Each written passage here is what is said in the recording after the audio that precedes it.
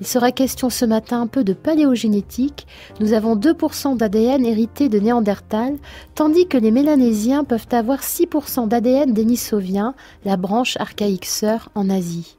Cela posé, l'expansion des hommes modernes semble se faire au détriment des espèces locales, les Néandertaliens et les Dénisoviens. Jean-Jacques Hublin interroge aussi les aspects culturels, les industries de transition et souligne une fois encore la complexité des processus dans un contexte où les changements environnementaux ont pu produire des déplacements de population considérables.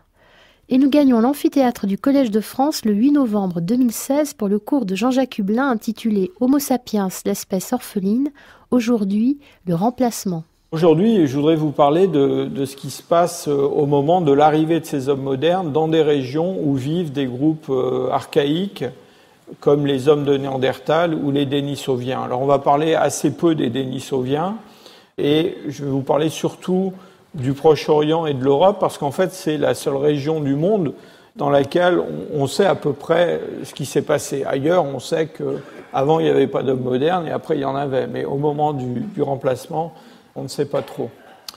Ce que je voudrais mettre en évidence aujourd'hui, c'est le fait que ce remplacement, eh bien, ça n'est pas un simple remplacement, justement. C'est un peu plus compliqué que ça.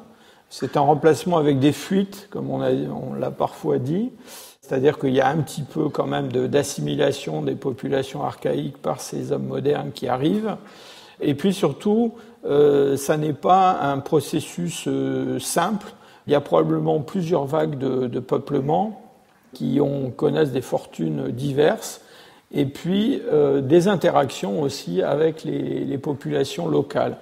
Donc juste pour vous rafraîchir un petit peu les idées, donc nous avons un groupe eurasiatique qui est composé des Néandertaliens et d'un groupe frère asiatique, les Dénisoviens, et cet ensemble qui évolue en Europe depuis probablement au moins 500 000 ans et probablement plus, eh bien, il a son pendant en Afrique qui est l'Homo sapiens, et les formes tardives d'Homo sapiens, on les appelle des hommes modernes parce qu'ils nous ressemblent beaucoup sur le plan anatomique et en partie sur le plan comportemental. Et pendant ce temps-là, il y a encore d'autres groupes plus archaïques qui survivent, et en particulier des formes très tardives d'Homo erectus, dont on connaît des formes naines dans une île indonésienne. Et toutes ces branches de l'arbre de l'évolution humaine, vous voyez, sont des branches qui s'arrêtent quelque part autour de 40 000, 50 000, et il y en a une seule qui est parvenue jusqu'à aujourd'hui, c'est la nôtre. Donc c'est cette période qui va nous intéresser, la période d'extinction de tous ces groupes et puis d'essor de ces hommes dits modernes. C'est une période qui est extrêmement tourmentée au point de vue environnemental, au point de vue climatique. On a déjà parlé assez souvent de ces grandes oscillations climatiques avec des interglaciaires comme le stade isotopique 5, qui est, je vous le rappelle, la période pendant laquelle probablement des hommes modernes arrivent déjà au Proche-Orient, vers 130 000, 125 000 ans, dans une période chaude, plus chaude encore que la période actuelle. Et puis on va aller au cours du stade 5 vers des climats de plus en plus frais pour arriver dans un stade isotopique qu'on appelle le stade isotopique 4. Donc les chiffres pairs sont des chiffres froids et les chiffres impairs sont des chiffres tempérés, on va dire. Et donc ce stade isotopique 4, c'est un pic de froid très important dans les moyennes latitudes. C'est l'époque de l'homme de Néandertal dans nos régions. Et vous voyez qu'ensuite, avant le dernier interglaciaire qui culmine vers 18 000, 20 000 ans avant le présent, eh bien, on a un stade isotopique intermédiaire qui est le stade isotopique 3. Alors 3, ça devrait être plutôt chaud. En fait, vous voyez qu'on est très très loin des températures actuelles. Donc on est dans des environnements frais et surtout dans des environnements qui sont très instables sur le plan climatique. Cette courbe-là, c'est une courbe qui nous est donnée par les rapports de l'isotope 18 et de l'isotope 16 de l'oxygène dans des carbonates qui viennent des fonds marins. Cette courbe-là, elle a été établie dans le nord de l'Atlantique. Ces carbonates dans les fonds marins, enfin, sont des coquilles de micro-organismes, hein, sont quand même un petit peu perturbés par des animaux qui fouissent le fond. Et on a, disons, une vision assez grossière parfois de ces fluctuations climatiques quand on regarde ces isotopes. Alors on a une image beaucoup plus précise quand on regarde ces mêmes isotopes, non pas dans des dépôts marins, mais cette fois-ci dans des dépôts glaciaires. Et là, c'est la même variation de ces mêmes isotopes, mais dans de la glace qui provient de carottes faites au Groenland. On en a fait en Antarctique, on en a fait au Groenland. Et dans ces accumulations de glace, eh bien, il y a la neige qui est tombée chaque hiver depuis des centaines de milliers d'années. Et on arrive à lire très très bien, avec une très très grande résolution chronologique, cet empilement de feuillets de glace. Évidemment, l'allure générale de la courbe est la même, c'est-à-dire qu'on a un réchauffement pendant le stade isotopique 5e, donc le dernier interglaciaire, et puis on va vers le froid du stade isotopique 4 avec des paliers, et puis la dernière grande glaciation qui est le stade isotopique 2. Mais pendant ce stade 3, qui est la période pendant laquelle tous les événements qui nous intéressent se produisent, la courbe fait quand même des bonds assez remarquables et on a une période d'une très très grande instabilité climatique. On y reviendra parce que certainement que cette instabilité climatique a joué un rôle dans la modulation de ces mouvements de population et aussi de leur fluctuation démographique. Je vous ai dit à l'instant que ce remplacement, c'était un remplacement complexe, qui se faisait pas de façon rapide et instantanée. Et juste pour vous rafraîchir les idées, vous vous souvenez que on a parlé déjà de la présence non seulement d'hommes modernes au Proche-Orient depuis environ 130 000 ans, mais aussi en passant d'hommes de Néandertal qui étaient aussi dans les mêmes régions à des périodes un peu différentes. Pour ceux qui ont suivi le cours l'année dernière, vous vous souvenez certainement que, en fait, après l'arrivée des premiers hommes modernes au Proche-Orient, il y a environ 130-120 000 ans, hommes modernes qui persistent dans cette région du Levant, donc disons le sud du Levant, hein, on les a trouvés uniquement en Israël pour l'instant, eh bien, ces hommes qui vont occuper cette région jusque probablement aux alentours de 90 000 ou 80 000 ans avant le présent, vont être ensuite à nouveau remplacés par des hommes de Néandertal. Hein, et on a dans cette région, à Kébara, à Taboun, à Hamoud, des hommes de Néandertal qu'on trouve dans la fenêtre de temps, disons entre 80 000 ans et 50-60 000 ans. Et donc, vous voyez que c'est pas cette expansion des hommes modernes, c'est pas un mouvement irrésistible, hein, surtout à ce stade-là, avec des technologies qui sont probablement assez proches chez les Néandertaliens et chez les hommes modernes. Donc, arrivée des hommes modernes, retrait des hommes modernes, retour des Néandertaliens, et puis nouveau démarrage, si je peux dire, des hommes modernes aux alentours probablement de 50 000 ou 60 000 ans de ces régions.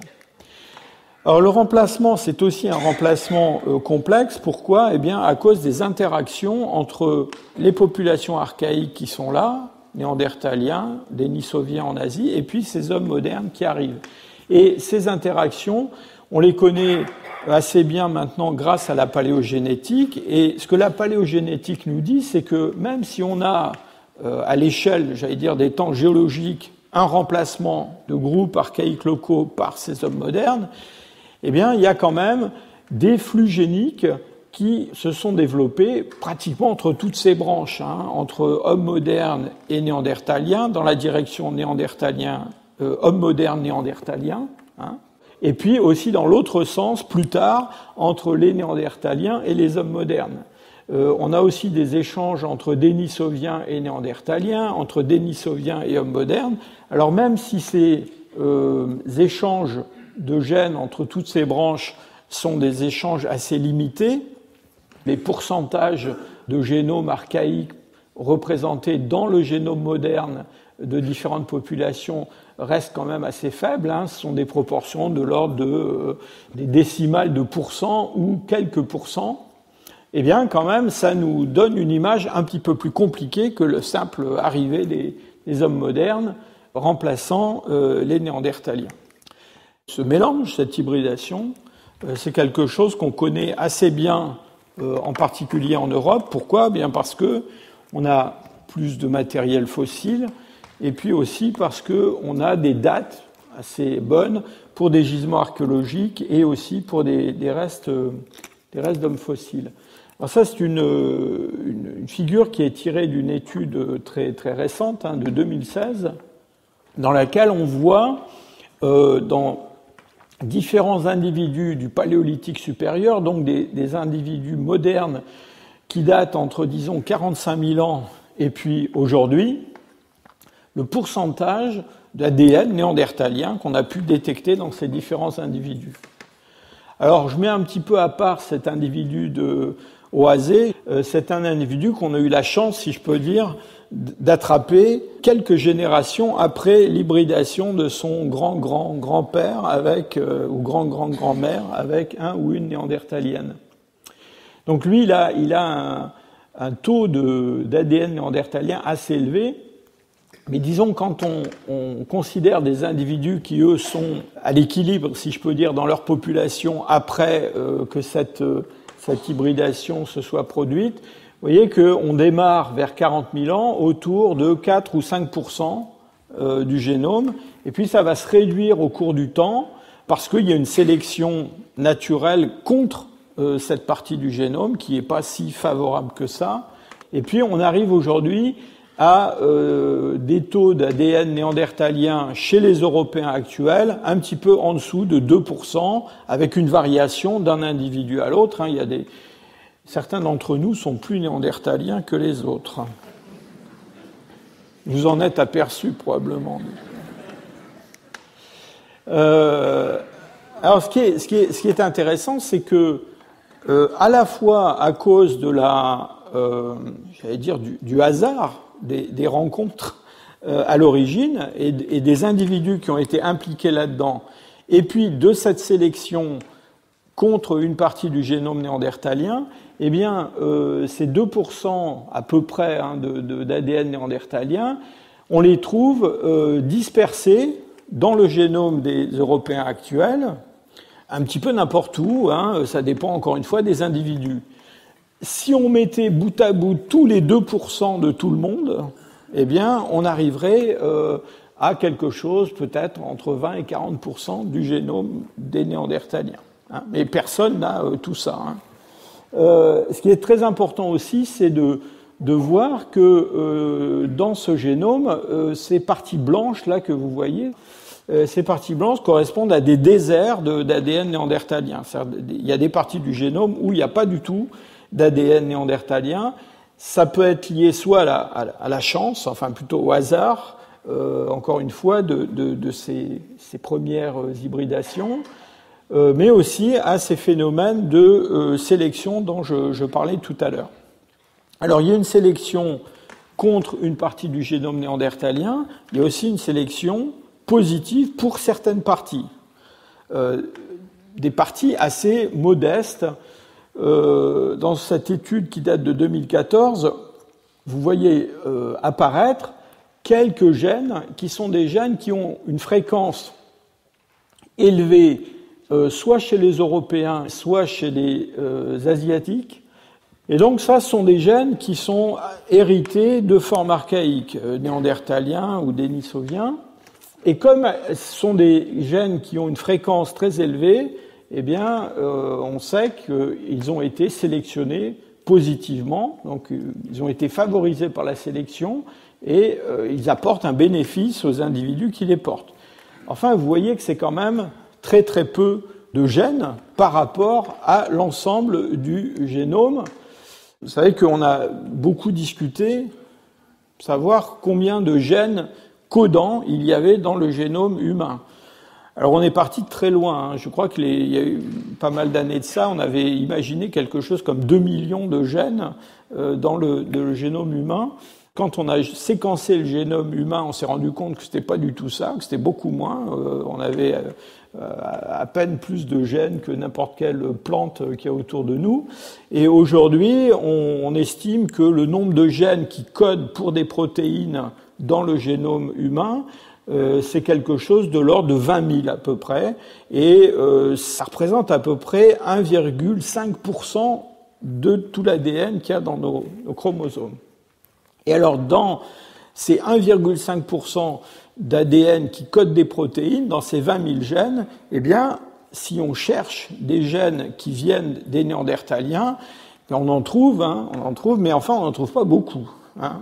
On parle de quelque chose comme 2 douzaines ou 3 douzaines de gènes. Sur 20 000, ça fait quand même pas beaucoup.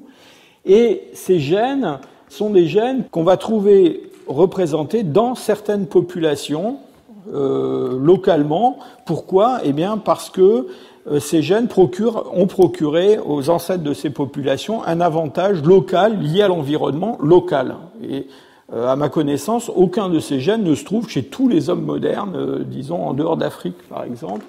Alors, ce sont souvent des gènes qui sont liés, comme je vous l'ai dit, à des conditions locales. Vous voyez, un gène dénisovien qu'on trouve chez certains Asiatiques, des Tibétains, parce que ça leur donne un avantage pour s'adapter à un environnement où il y a un taux d'oxygène plus faible, des gènes qui correspondent à une adaptation aux rayons ultraviolets, des gènes qui sont liés à la qualité, si je peux dire, de la peau, à sa couleur, au fait qu'on ait des taches de rousseur ou pas.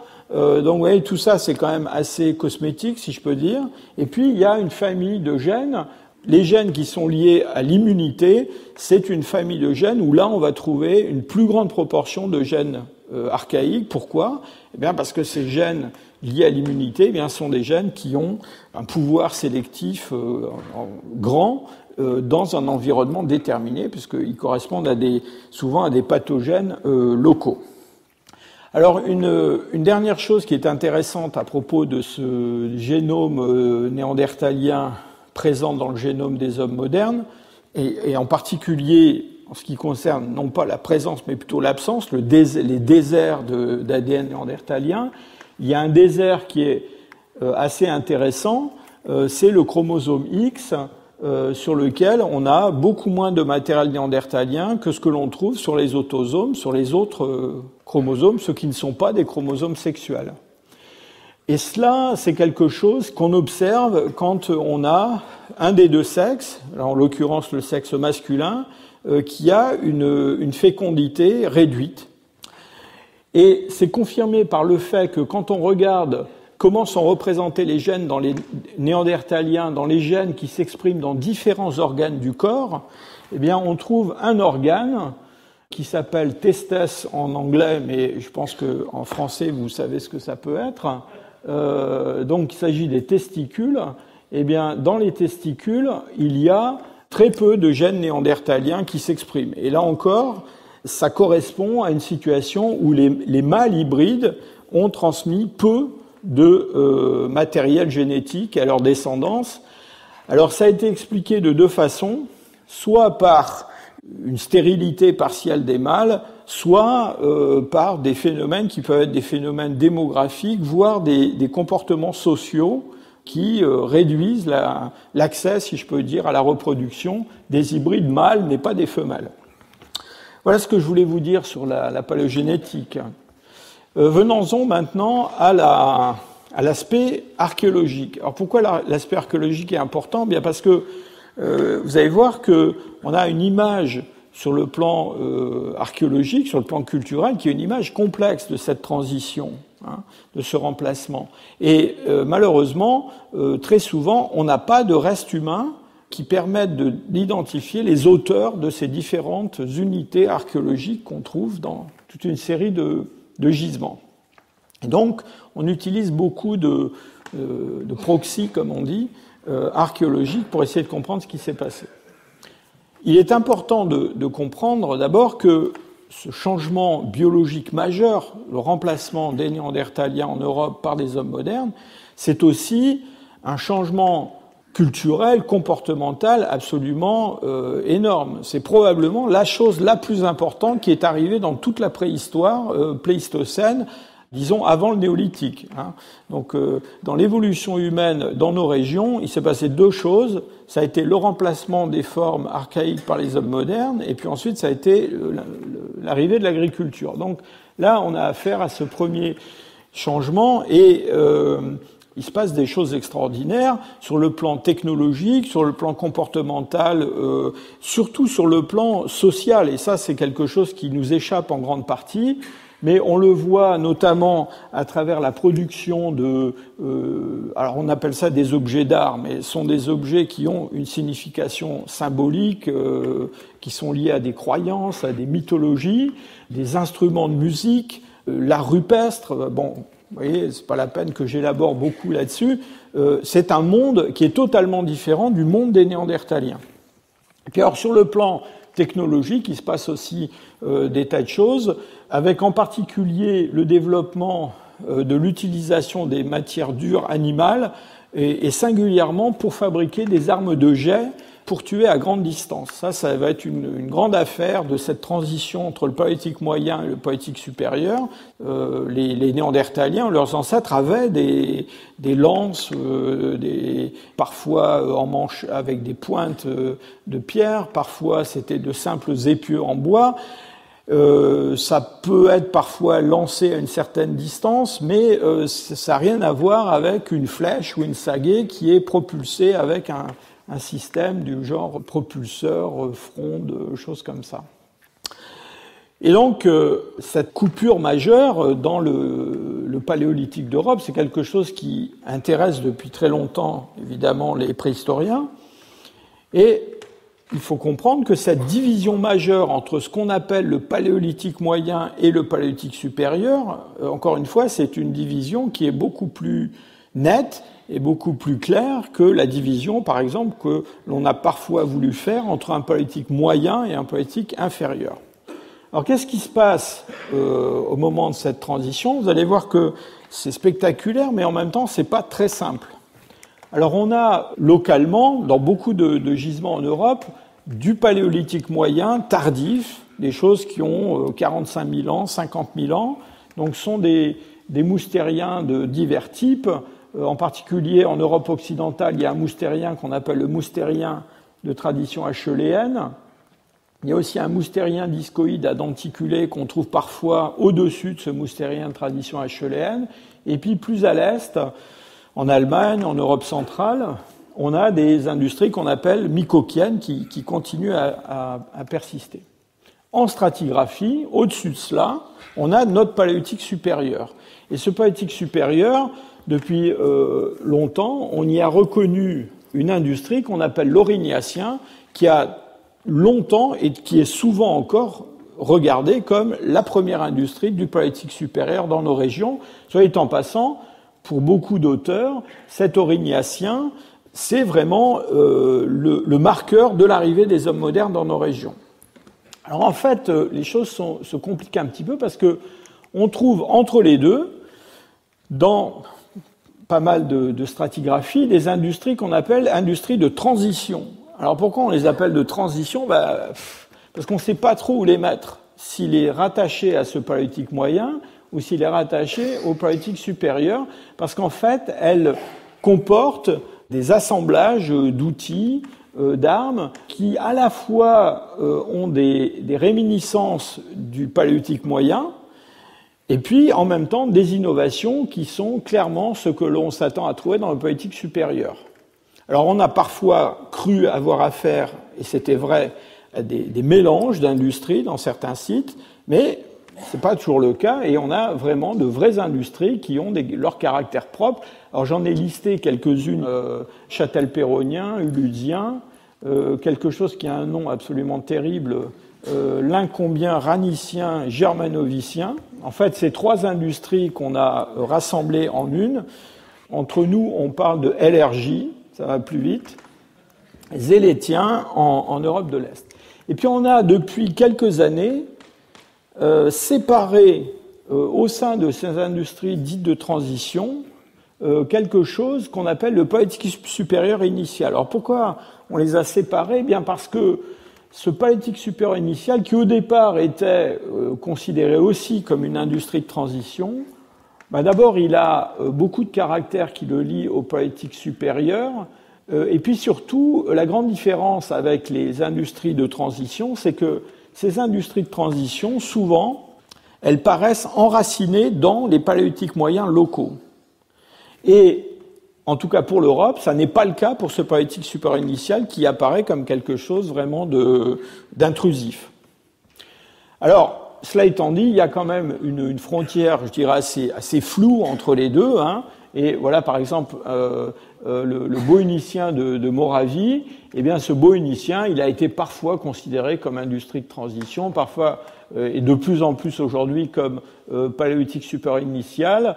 Alors, on y a produit des lames, mais en même temps, ces lames, parfois, elles ont une typologie qui rappelle beaucoup le débitage levallois, qui était quelque chose qu'on a vu fleurir dans le Middle Stone Age et dans le paléolithique supérieur, et dans le paléolithique moyen d'Europe, excusez-moi. On a des outils franchement de type paléolithique supérieur, avec des grattoirs, des burins, des choses comme ça. Et puis on a en même temps des objets bifaciaux, foliacés, qui rappellent ce qu'on trouve dans le Mycoquien d'Europe centrale, mais qui rappellent aussi ce qu'on trouve dans certains Middle Stone Age, vous vous souvenez de ça, africains. Alors, regardons d'un peu plus près ce paléolithique supérieur initial. Voilà à nouveau une planche avec des industries bohuniciennes, donc d'Europe centrale. Alors, ce bohunicien, il a une distribution géographique assez limitée. En fait, on le trouve essentiellement en République tchèque, en Moravie, un petit peu autour. Mais, par ses caractères, il rappelle des choses qui sont trouvées plus à l'est. Et le plus à l'est qu'on puisse aller pour trouver quelque chose qui ressemble au bohunicien, eh bien, à nouveau, c'est au Proche-Orient, et notamment dans le désert du Negev, où on a un site très connu qui s'appelle Boker Tartit. Ce site de Boker Tartit a été fouillé il y a pas mal d'années par le professeur Anthony Marx.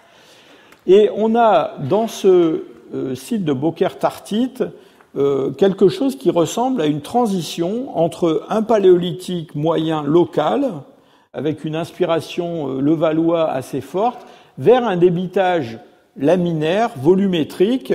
Alors au début avec un débitage bipolaire, avec des talons facettés, et puis de plus en plus vers quelque chose qui va ressembler à ce que l'on va trouver un peu partout dans le paléolithique supérieur. Et donc Tony Marx et d'autres voient vraiment dans cette émergence au Proche-Orient de ce paléolithique supérieur initial, eh bien, le développement de ces populations modernes qui vont se répandre vers l'ouest et vers l'est pour donner des choses comme le bohunicien en République tchèque. Alors, au point de vue datation, Boker Tartit, c'est très mal daté pour l'instant. Enfin, il y a des dates qui existent qui ne sont pas encore publiées, mais les dates qui sont publiées, elles sont autour de 50 000 avec des incertitudes énormes. On a d'autres sites en Israël et dans la région que l'on rattache à un ensemble qu'on appelle l'émirien, dans lequel on retrouve un peu toujours les mêmes caractéristiques. Les dates les plus anciennes qu'on a pour le bohunicien ont été obtenues par thermoluminescence autour de 48 000. Donc vous voyez, on est assez loin dans le passé.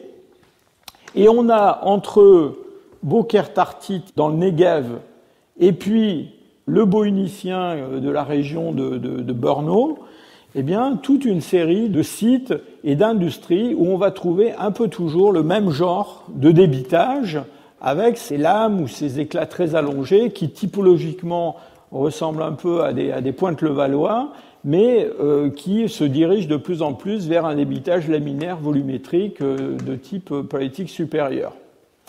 J'attire votre attention sur le fait que dans certains de ces gisements, en particulier Uçazli en Turquie, à la frontière de la Syrie, eh bien, on a des objets de parure en coquillage qui rappellent un petit peu ce que je vous ai montré déjà plusieurs fois en Afrique et puis aussi avec les hommes modernes, les premiers hommes modernes du Proche-Orient.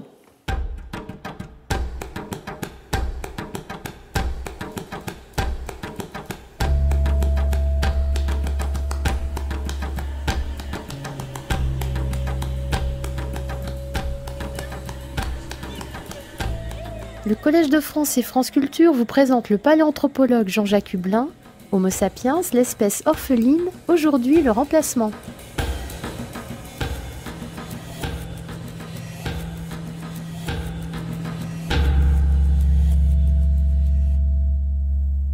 Alors, quels sont les hommes qui ont fabriqué ce paléolithique supérieur initial ? Bien, on n'a pas beaucoup de fossiles humains. On a un gisement au Liban qui s'appelle Ksarakil, qui malheureusement est un gisement qui est un peu, qui est perdu pour l'archéologie aujourd'hui parce qu'il a été détruit par la guerre civile au Liban. Il n'est plus accessible, et non seulement le gisement n'est plus accessible, mais surtout les découvertes qui ont été faites, une bonne partie en a été perdue. Alors on a dans des niveaux qu'on considère comme des niveaux du paléolithique supérieur initial, alors datés avec beaucoup de discussions entre les auteurs qui sont impliqués dans l'étude de ce gisement, des âges entre, disons, peut-être 45 000 et 49 000 ou 50 000, hein, on est toujours dans un peu les mêmes eaux. On a ce bout de maxillaire humain dont il est assez difficile de dire ce que c'est, mais d'après ceux qui l'ont décrit, il serait plutôt moderne dans sa morphologie.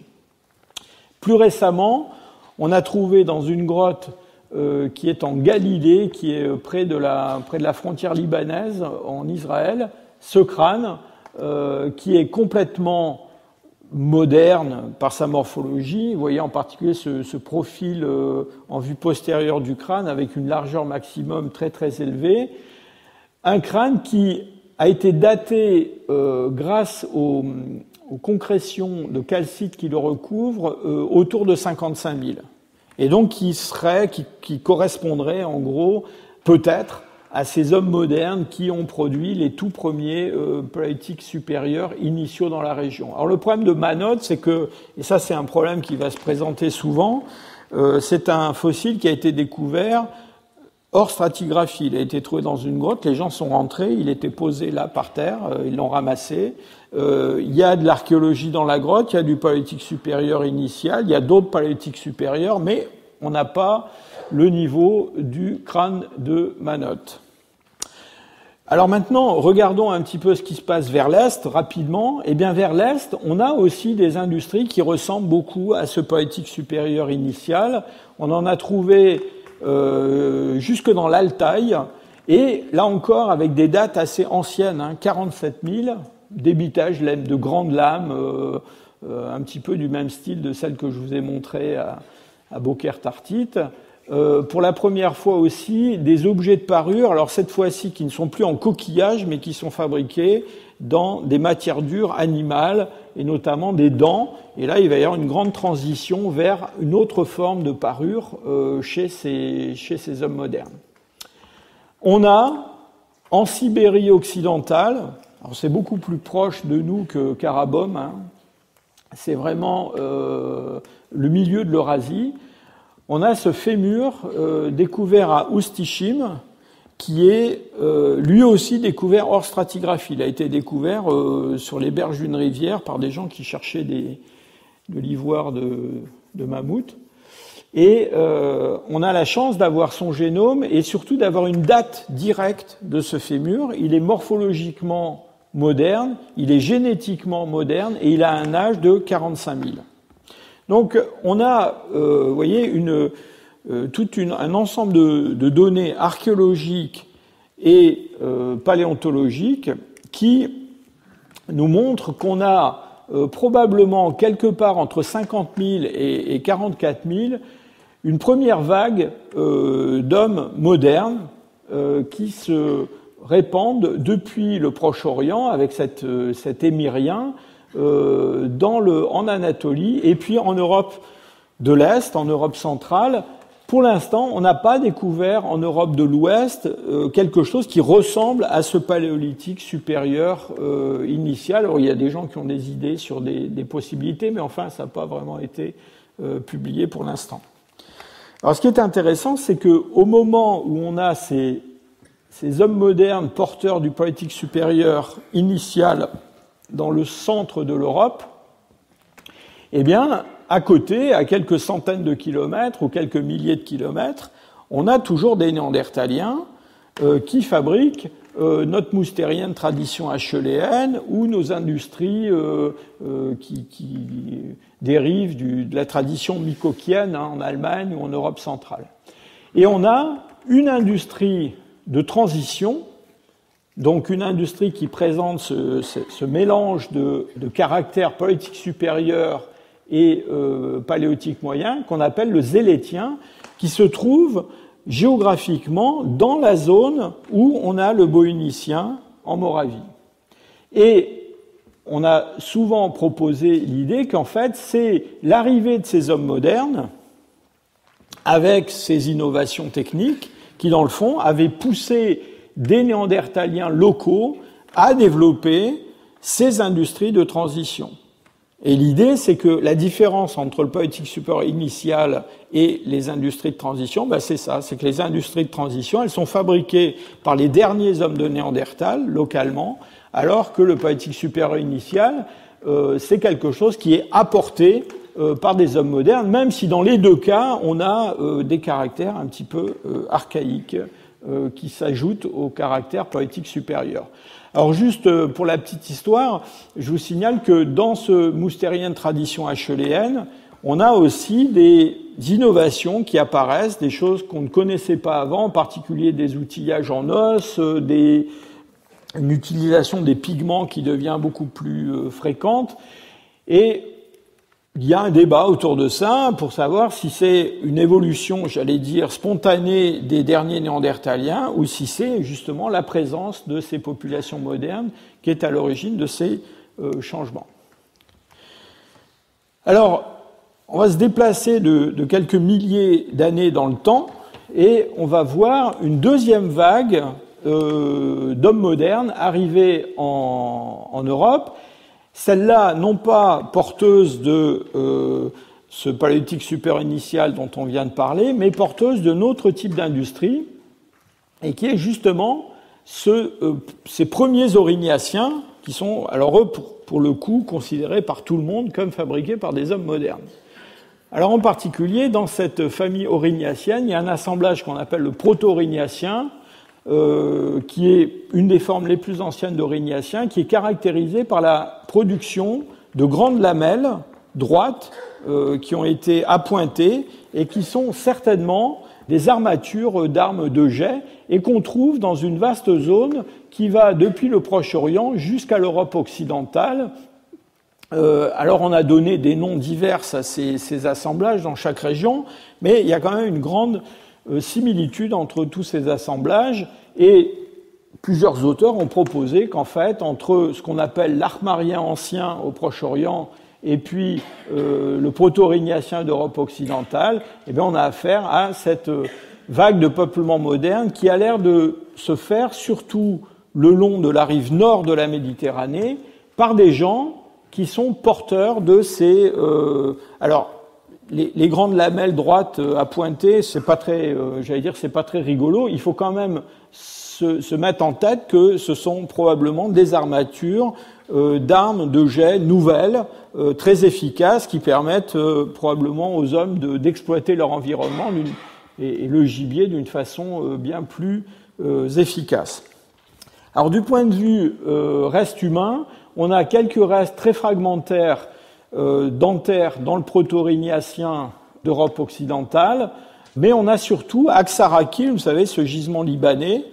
On a un crâne qui a été découvert et perdu, mais on a sa description, sa photo, son moulage, etc. Et c'est un crâne d'homme moderne, donc qui est associé à cet armarien ancien.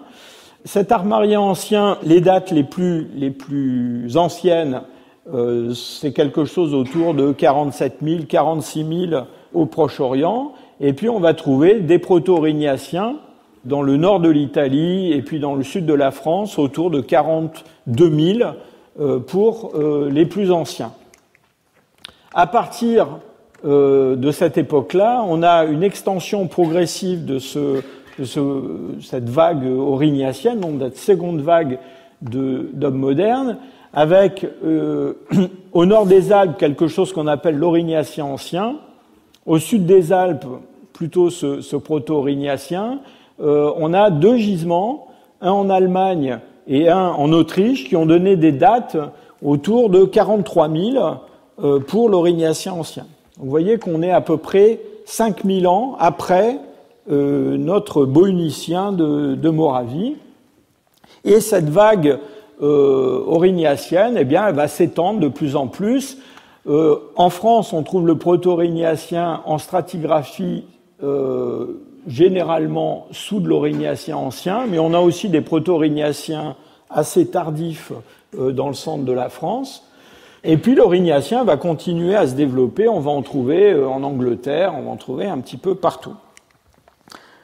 Du point de vue reste humain, ce qu'on a associé à l'aurignacien, c'est de l'homme moderne. Partout, on a pu trouver des restes humains.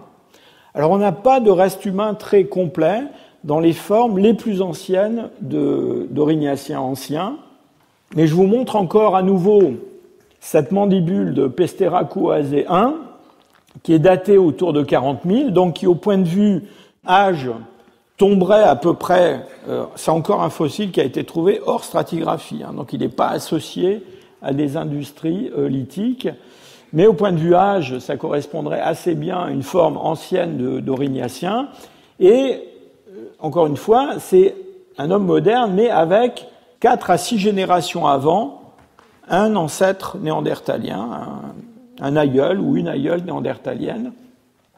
Et donc ça vous montre que au moment de l'arrivée de cette seconde vague d'hommes modernes, eh bien, il y a encore des néandertaliens qui sont dans la région.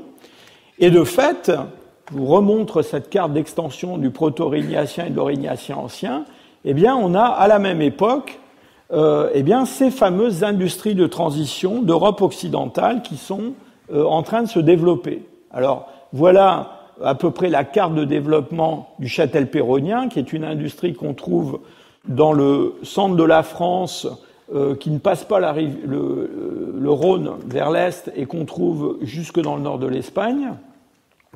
L'Uludien, qu'on connaît essentiellement dans le sud de l'Italie, il y a un gisement dans le nord de l'Italie où on a reconnu de l'Uludien, et puis aussi en Grèce.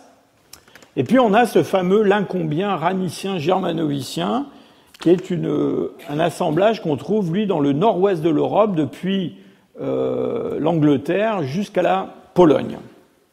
Alors, au point de vue chronologique, ces assemblages sont des assemblages qui recouvrent dans le temps les formes anciennes d'aurignacien ou de proto-aurignacien, puisque je vous rappelle que en Europe de l'Ouest, commence vers 43 000, 42 000. Hein, donc ça correspond assez bien à l'âge en fait de ces industries de transition.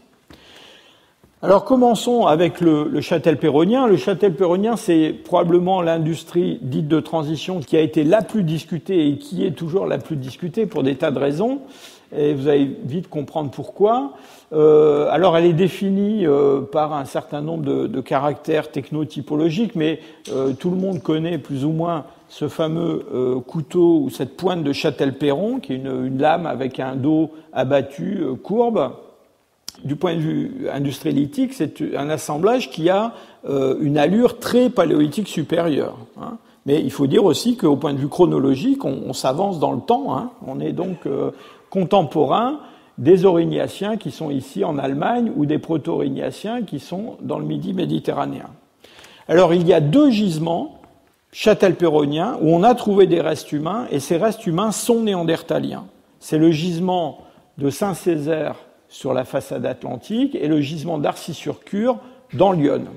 Ici, on a un squelette complet, enfin assez complet, avec un crâne, une mandibule. À Arcy-sur-Cure, des restes plus fragmentaires, beaucoup de restes dentaires isolés, mais des restes qui, du point de vue morphologique, du point de vue génétique et du point de vue paléoprotéinique, sont des restes néandertaliens.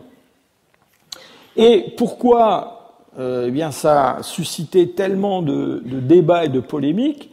Eh bien, parce que dans 2 gisements châtel-péroniens, on a trouvé ces objets de parure, hein, ces espèces de pendentifs faits avec des dents percées, avec des fossiles, enfin avec des pièces d'ivoire qui ont été travaillées. Et ça, c'est quelque chose qui est absolument unique dans le monde néandertalien. Dans le monde néandertalien, pour l'instant, à part ce châtel-peyronien, on connaît aucun pendentif fait de dents percées de ce genre-là, alors que dans l'Aurignacien, dans le Poétique supérieur fabriqué par les hommes modernes, on en a des quantités qu'on trouve dans de nombreux gisements. Pour couronner le tout, on a à Arcy-sur-Cure une industrie osseuse assez. Alors c'est pas de l'Aurignacien, mais enfin on a des poinçons, des espèces d'haleines qui sont faits en os, et on a dans l'assemblage lithique des lamelles. Vous savez, si vous vous souvenez, cette histoire de grandes lamelles droites, pointues, qui servent à armer des projectiles pour les lancer à grande distance, eh bien, on les trouve aussi dans le châtel-peyronien. Et donc, évidemment, cet assemblage de néandertaliens avec ces objets de parure et puis ces technologies complètement nouvelles ont suscité énormément de débats et de désaccords. D'abord, il y a beaucoup de gens qui ont dit c'est pas possible, il doit y avoir quelque chose qui tourne pas rond avec ces gisements, il doit y avoir des mélanges de couches qui expliquent la cohabitation, si je peux dire, l'occurrence à la fois de néandertaliens et de ces objets qui ressemblent beaucoup à des objets fabriqués par des hommes modernes. Alors récemment, nous avons refait une datation très très détaillée des niveaux d'Arcy-sur-Cure, et de notre point de vue, il n'y a absolument aucun moyen d'expliquer la répartition de ces datations si on a vraiment des mélanges de couches, parce qu'on a plus de 40 datations et qui, ma foi, respectent bien la stratigraphie du gisement. Et on est plusieurs à penser que, même s'il y a à l'intérieur des couches châtel-peyronniennes des mouvements d'objets, des mélanges entre couches châtel-peyronniennes, en tout cas, c'est très difficile d'imaginer qu'on a un mouvement de restes néandertaliens des couches moustériennes sous-jacentes vers le châtel-peyronien, ou une descente d'objets de parure aurignacien dans le châtel-peyronien. De plus, on a récemment daté des restes humains qui viennent d'un niveau châtel-peyronien, et ces restes humains ont donné un âge qui est un âge châtel-peyronien. Et cet âge, soit dit en passant, correspond aussi à l'âge du squelette néandertalien de Saint-Césaire. Donc, je pense qu'il n'y a pas trop de discussion maintenant sur l'association des néandertaliens avec le châtel-peyronien. Alors, sur l'explication de cet assemblage, une fois qu'on a admis qu'on a des néandertaliens qui ont utilisé et fabriqué tous ces objets, eh bien, en gros, il y a deux types d'explications. Il y a des gens qui pensent que les néandertaliens ont suivi un processus évolutif exactement comparable à celui des hommes modernes, et que, au moment où les hommes modernes arrivaient en Europe, eh bien, juste à ce moment-là, quelques siècles avant, eh bien, hop, ils se sont mis à fabriquer exactement la même chose que les aurignacien. Bon. Pour d'autres, ça paraît être une coïncidence absolument extraordinaire après 400 ou 500 000 ans d'évolution séparée, et d'autres chercheurs, dont je fais partie, pensent que plutôt qu'une invention séparée, c'est un cas de ce qu'un anthropologue américain très célèbre, qui s'appelait Kruber, a appelé stimulus diffusion, c'est-à-dire le fait que, non pas l'imitation directe, mais le contact avec une technologie ou avec un concept fait qu'un groupe, si cette innovation est intéressante pour lui, va adopter ce nouveau concept et le mettre en œuvre avec ses propres méthodes. Et donc l'idée, c'est qu'en fait, les derniers néandertaliens, à travers des contacts distants ou pas si distants que ça, parce que on ne sait toujours pas si, par exemple, au sein des populations châtel-peyronniennes, il n'y a pas des hybrides de néandertaliens et d'hommes modernes. L'avenir nous le dira, mais c'est tout à fait envisageable. Eh bien, à travers des contacts lointains ou proches, eh bien, il y a un effet de diffusion, voire d'acculturation entre ces deux groupes. Alors, pour finir, je voudrais vous dire deux mots du rôle de l'environnement dans ce remplacement des Néandertaliens par les hommes modernes. Alors, de mon point de vue, la disparition des Néandertaliens est clairement liée à l'arrivée des hommes modernes. Et d'ailleurs, le problème, c'est que c'est pas seulement les Néandertaliens qui ont disparu, c'est toutes les autres formes humaines qui existaient partout ailleurs quand les hommes modernes se sont répandus sur la planète.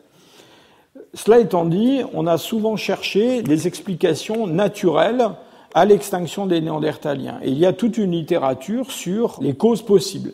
Il y a quelques années de ça, il y avait eu un numéro spécial de la recherche sur les causes d'extinction des Néandertaliens qui listait une dizaine de causes possibles.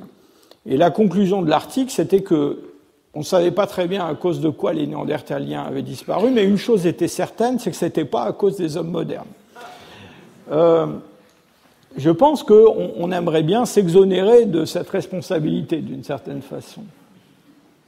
Alors, cause climatique, on a, pendant ce stade isotopie 4, et même avant, on a des périodes de crise climatique très très brutales, alors qui ne sont pas liées à ces grands changements dont on parle déjà depuis pas mal de semaines, qui sont liés à des causes astronomiques, du moins pas directement.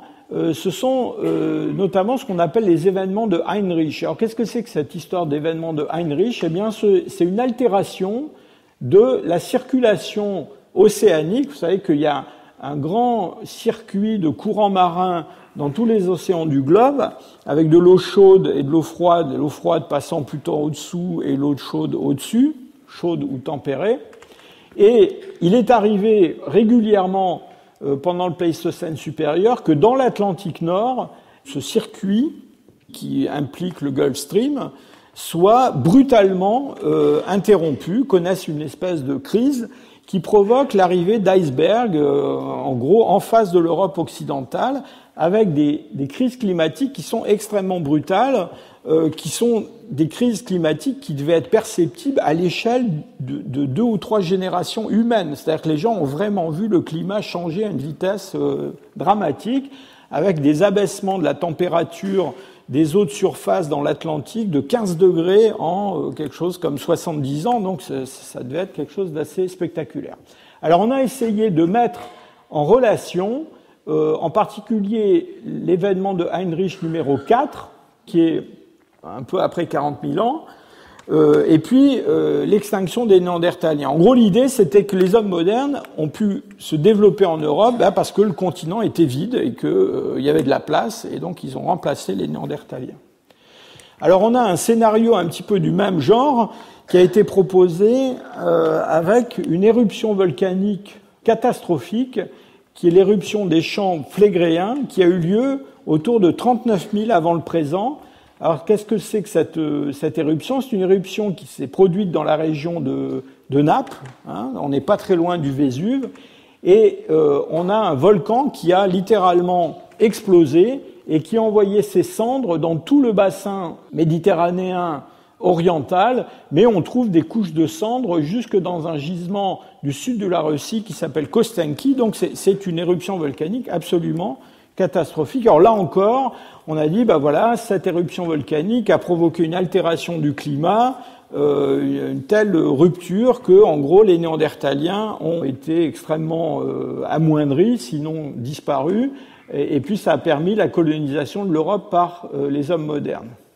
Le problème, c'est qu'en Europe occidentale, cette éruption ne semble pas avoir eu un effet très, très important, mais surtout, quand on regarde la distribution des industries dont je vous ai parlé, et puis surtout ces formes anciennes d'Aurignaciens, le proto-Aurignacien, ou les formes d'Aurignaciens anciens les plus anciennes, en Europe centrale, eh bien vous voyez qu'en Italie, par exemple, le proto-Aurignacien est plus ancien que cette ligne rouge-là, qui correspond aux cendres de cette méga-éruption, et d'ailleurs aussi plus ancienne que cette bande sombre qui correspond à l'événement de Heinrich IV.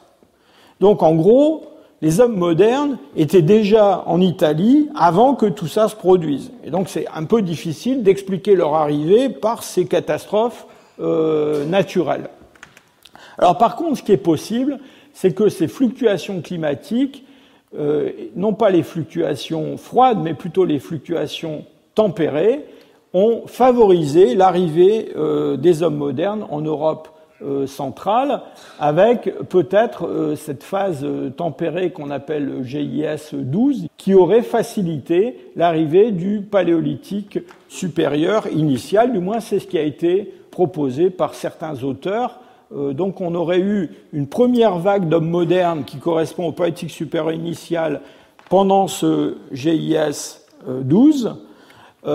C'est une tentative avortée, c'est une tentative qui n'a pas abouti au peuplement moderne de l'Europe dans son ensemble. Cela a été interrompu par un épisode froid, et puis ensuite on a, avec le proto-aurignacien et l'aurignacien, si je peux dire, le vrai peuplement moderne de l'Europe, qui lui va aller dans tous les coins de notre continent.